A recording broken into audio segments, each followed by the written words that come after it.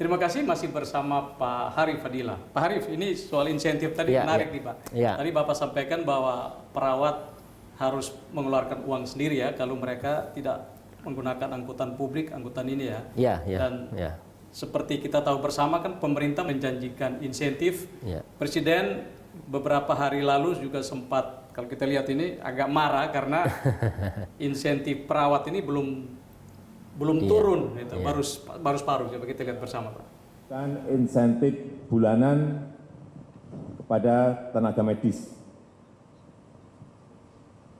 Dokter spesialis akan diberikan 15 juta, dokter umum dan dokter gigi akan diberikan 10 juta, bidan dan perawat akan diberikan 7,5 juta, dan tenaga medis lainnya akan diberikan 5 juta.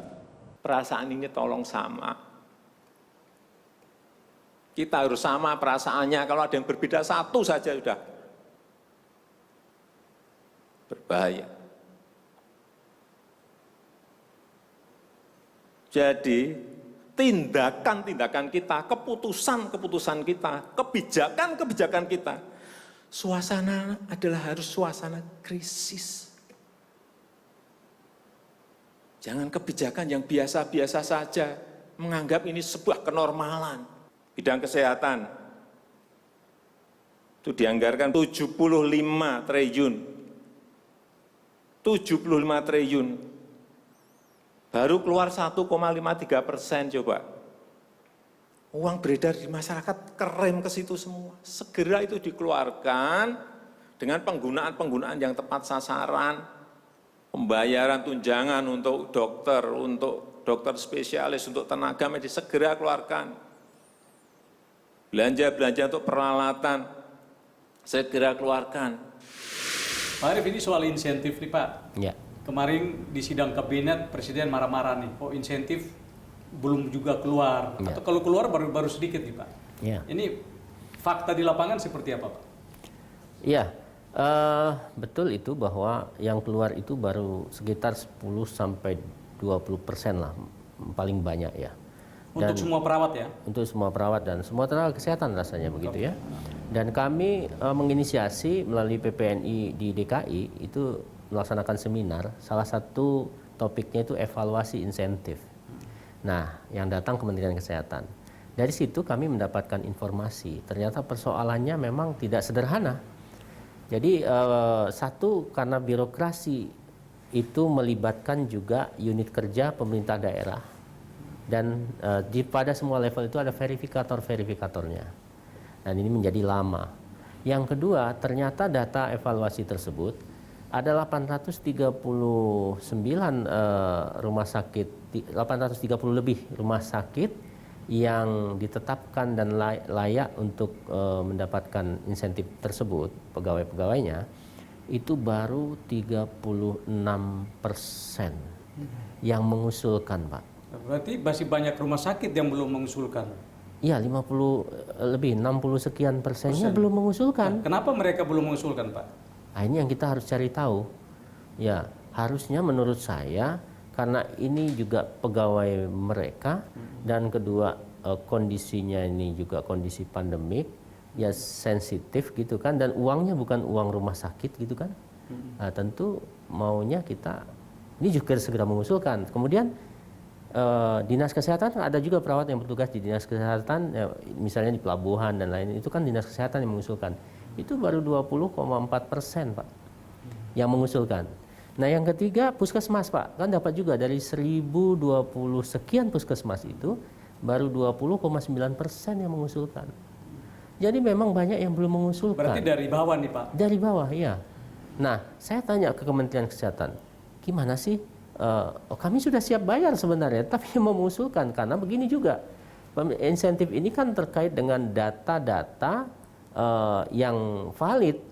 Misalnya begini, karena pemberiannya kan proporsional. Kalau tadi Pak Presiden mengatakan 15 juta dokter spesialis, 10 juta dokter umum dan dokter gigi, 7,5 juta perawat atau bidan. Itu per bulan, kalau dia bekerja full dalam 1 bulan.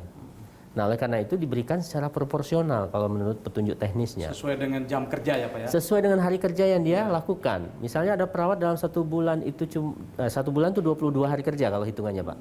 Kalau dia bekerja 10 hari dalam sebulan, maka 10 per 22 kali 7,5 juta.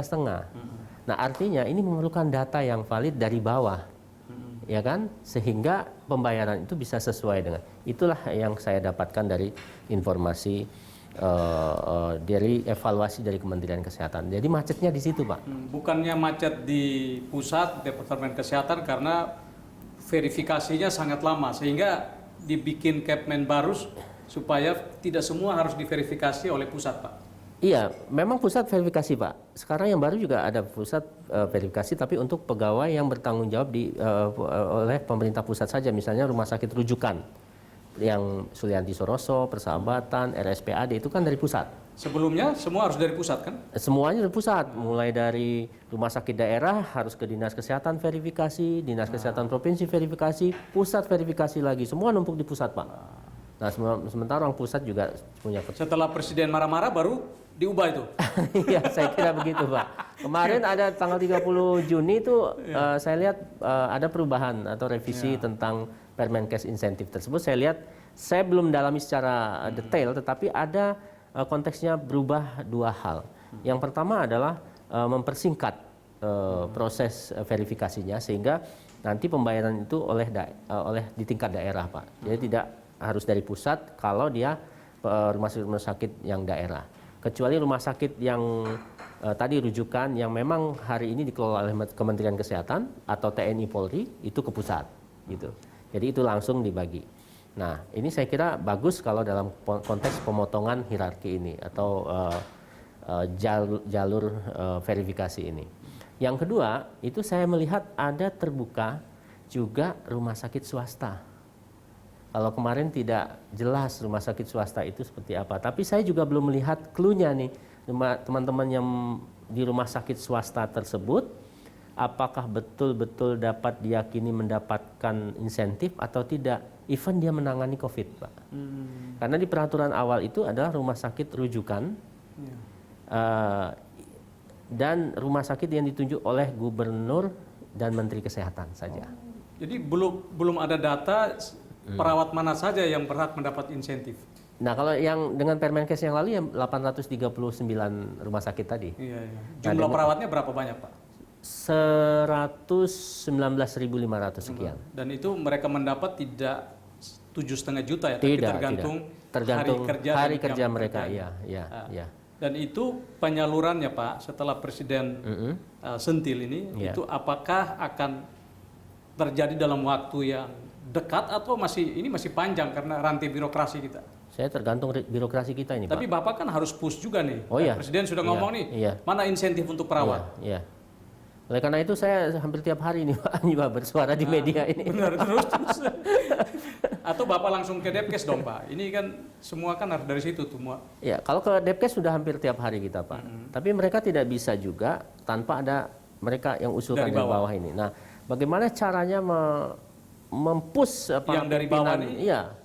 Berarti bisa dari Kemendagri dong, kalau Bupati ya Kemendagri. Saya kira gitu, Pak. Nah, Bupati, ya, bagaimana sensitivitasnya Bupati kalau kita pakai bahasa Pak Jokowi, perasaan yang sama tadi, ya kan? Bagaimana perasaan yang sama pada Pak Bupati, Pak Wali Kota, ya untuk segera menyegerakan anak buahnya, pimpinan rumah sakitnya, pimpinan puskesmasnya, kepala dinasnya untuk menyegerakan ini. Jadi saya kira kalau di rumah sakit daerah, dinas-dinas kesehatan itu tunduknya sama bupati, Pak, bukan sama menteri kesehatan. Itu masalahnya di kita. Ya, tapi yang keangkat ke permukaan ini sepertinya lambatnya di Depkes nih. Padahal juga dari daerah mestinya, Pak, ya? Iya, ada juga misalnya terlambat di Depkes karena memang load-nya cukup banyak kalau semua dikumpulkan dari daerah tersebut. Nah, harapannya sih dengan revisi Permenkes ini kan terdistribusi tugasnya itu gitu. Perawat sendiri bagaimana setelah mendengar kemarahan Presiden ini, merasa ini nggak ada harapan nggak insentif ini turun nih? Atau hanya wah ini Presiden marah lalu setelah itu nggak ada follow up-nya? Iya, sedikit banyak pasti ada harapan, Pak. Ya. Walaupun di awal-awal pandemi ini perawat sama sekali tidak mempersoalkan insentif, Pak. Tapi karena Presiden sendiri mengumumkan, itu jadi harapan. Nah, harapan itu harus jadi kenyataan. Kita supaya sedikit membantu ya. Iya. Supaya ini tetap motivasi kita terjaga gitu kan. Jangan sampai ada hal-hal yang menyebabkan pikiran kita terganggu gara-gara ada janji yang belum ditepati begitu. Kira-kira seperti itu, Pak. Terima kasih banyak Pak Harif. Ya, terima kasih. Pemirsa, demikian spesial interview. Sampai jumpa.